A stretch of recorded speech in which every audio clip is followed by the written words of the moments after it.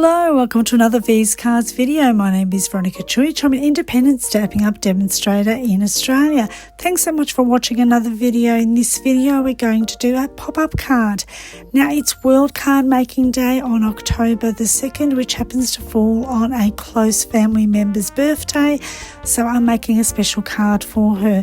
I'm starting off by brushing some ink on the card front, and then I'm going to make up a concoction, which is basically using a bit of the wink of Stella and a whole lot of rubbing alcohol. I'm mixing the two together and I'm going to put it in a spritzer so that I could spray on some glitter in the front of the card. I also do this in the inside of the card as well later. I certainly wouldn't open up a brand new wink of Stella to create this concoction because there is a fair bit, so a lot can go a long way. I just happened to have one that was opened and used and I couldn't get much out of it, so I opened it up and used the rest of it for the spritzer.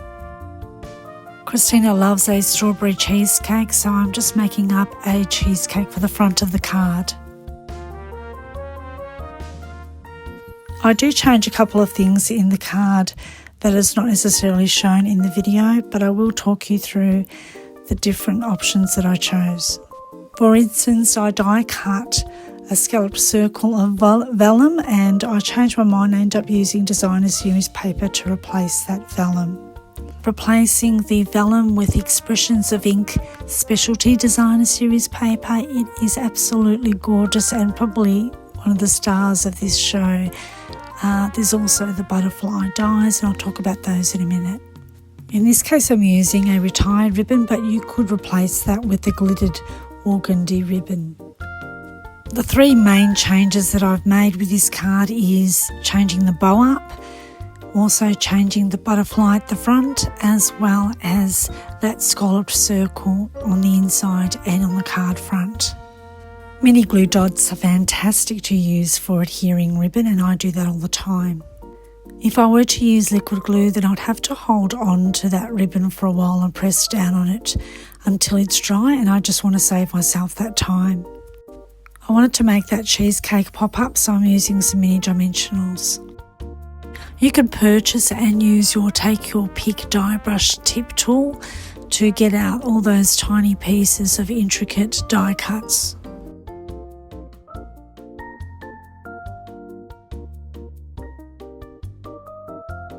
One of the main reasons why I changed things up at the front was I found it that I did glitter overkill.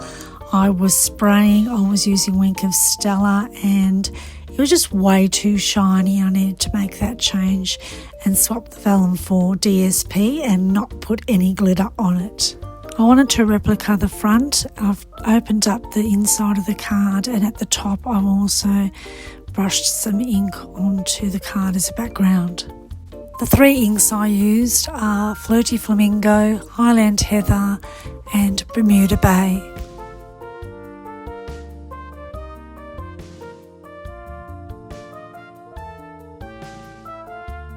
The inside mechanism has 6 panels and 5 even score lines, and I'm just zigzagging the folds and then adhering it to the centre of the card on the inside, so the spine.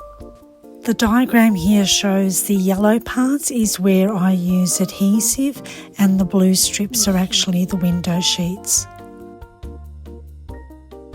I really love the rainbow glimmer paper. I'm not much of a rainbow fan, but I must say this is a winner for me. I use it a lot for milestone card numbering and also for the butterflies in this case.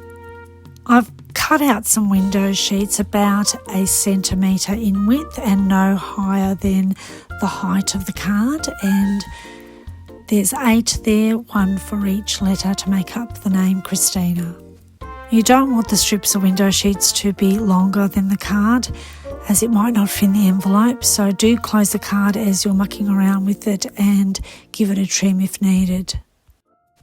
I'm using mini glue dots to adhere the window sheet strips onto the inside of that card mechanism, and I'll also use mini glue dots to add the lettering to the window sheets.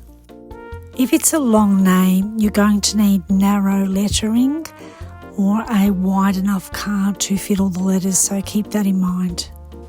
I always stagger the lettering when I make up a name. I don't necessarily want it to be in one straight line. There is a bit of a challenge in doing that, and it doesn't look as fun and whimsy, so the scattering look is what I like. And then I can also add other things to the lettering, such as hearts or butterflies.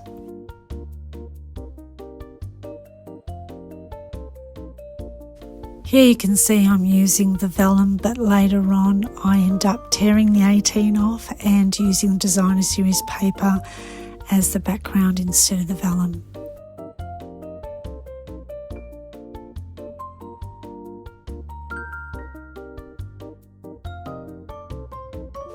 Now that I have Christina's name inside the card, I am decorating it with some more butterflies using different colours and sizes to add a bit of excitement inside.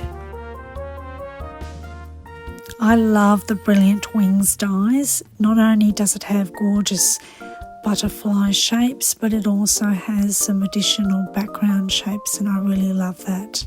At the bottom you can see some background dies, and I can't wait to explore those.